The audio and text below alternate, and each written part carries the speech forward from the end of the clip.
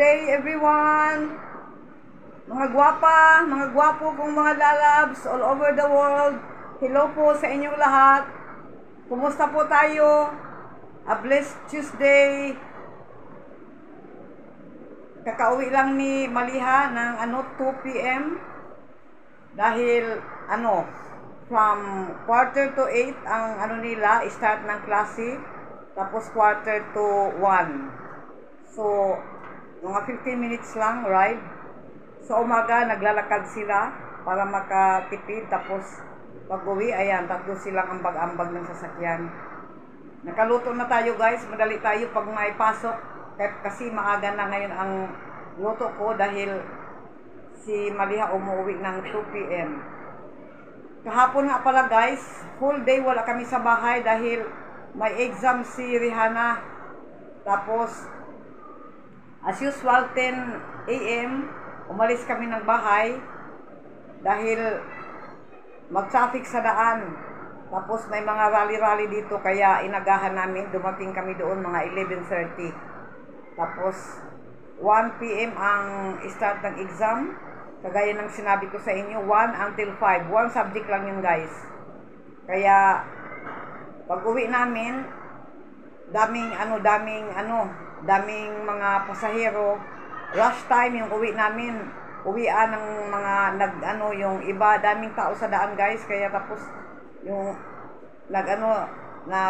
dumating kami ng bahay mga around 7:30.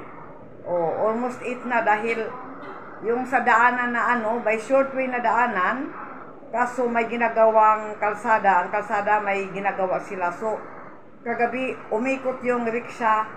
Tapos nung dumating na kami doon, guys, dahil masakit ang paa ko, hindi pa totally healed ang sakit ng right leg ko. Gabi nung umuwi kami, grabing pasahero sa daan, takbuhan, kailangan talaga alerto talaga.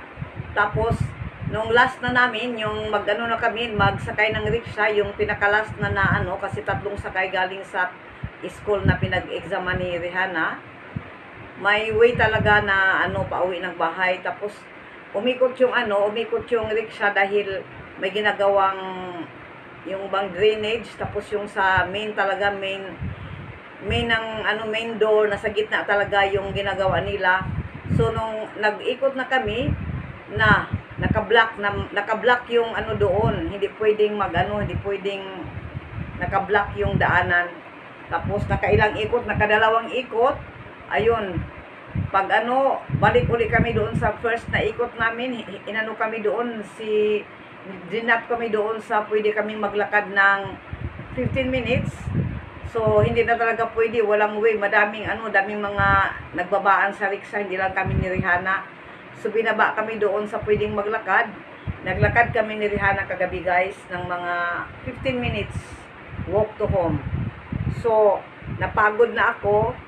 Uli na, di ko na kaya magluto. So bumili lang ako ng ready-made na pagkain namin kagabi.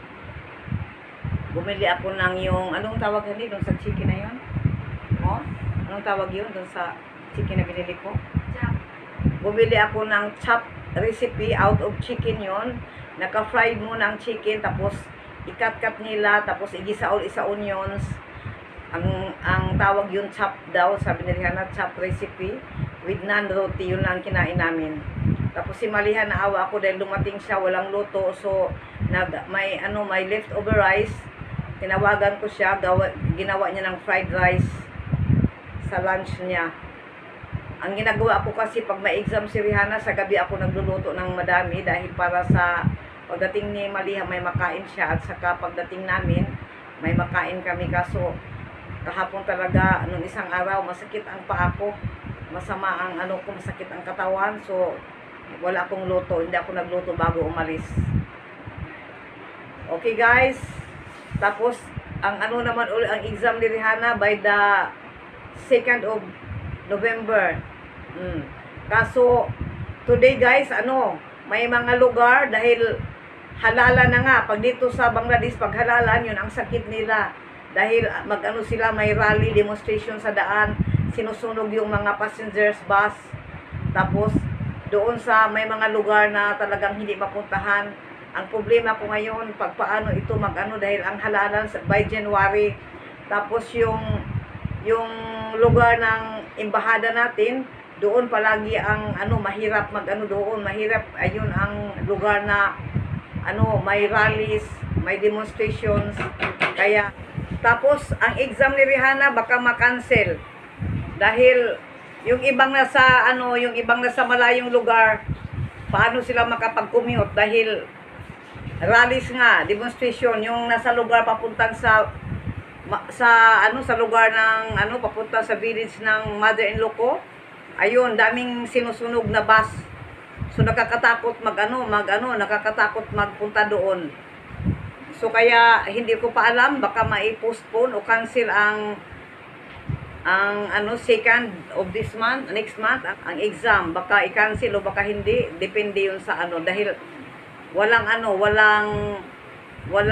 ngayon, pinospone nila ang biyahing pang tubig. Ganito dito guys, ang halalan, talagang ano, kumbate general. Okay guys, thank you so much. Maraming salamat sa mga love ninyo. Na-miss ko kayo dahil kahapon wala akong update, walang live dahil wala nga kami nasa bahay. Okay, ingat kayo. Tingnan nyo guys yung ano, yung scenery dito sa malapit sa amin ito. Last night ito. Dumating kami ni Rihanna almost mga 7:30 yata. Ano na yun, 8. Paikot-ikot kasi ang rickshaw. Mahirap ang daanan. Daming naka-blockage. Kaya papunta ako dito guys, bibili ako ng pagkain namin. Habang bibili, nag-video ako. Kaso ganito ang posisyon, nakataas para di nila malaman na nag-video ako dahil minsan tinatanong ako, nag-video po kayo? Hindi sila sanay dito, baka ako lang nag-video dito sa lugar na ito. Kaya habang pupunta ako sa bilihan, video muna tayo. Video guys, oh, tingnan nyo, oh.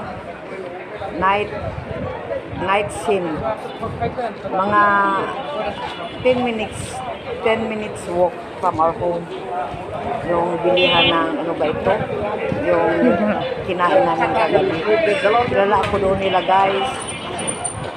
Kaya video tayo para makita ninyo ang mga scene. Mga scenery at night. Ito na guys, dumating na ako. Ito guys yung yan ang chicken. Naka-fried na yung chicken na yan. Tapos ayan o, sibuyas, ibigisa ulit, ayun o, pinatnan yan. Tapos ikat, 1 piece of chicken, ano lang yun, yung kalahati lang yata ng chicken, 100. Tapos igisa sa sibuyas, tapos madami silang ilalagay kung ano-anong mga, kung ano-anong mga ingredients ilagay. Sabi ko sa kanila kagabi, ilis mo ang oil dahil grabe ang oil sila mag-isa. Sabi ko, less oil lang dahil may cholesterol tayo. Hello? Kaya ayun. Ayan, oh, pauwi na ako yan dito guys. Tapos na nakabili na tayo. Okay lang naman dahil